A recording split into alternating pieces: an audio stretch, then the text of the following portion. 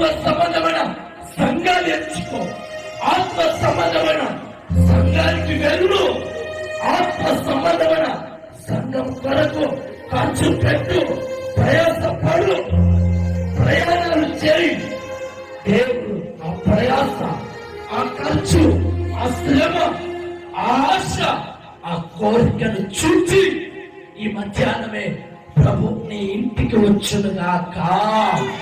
ప్రభు నీ ఇంటికి వచ్చుగాక. మరలా చెప్తున్నాను. చెక్కయ్య ఓ మేడు చెట్టును చూసుకున్నట్టుగా నీవు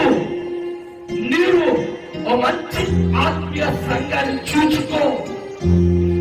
చెక్కయ్య ఓ మంచి చెట్టును చూసి పైకి ఎక్కి ఎదురు చూసినట్లుగా నీవు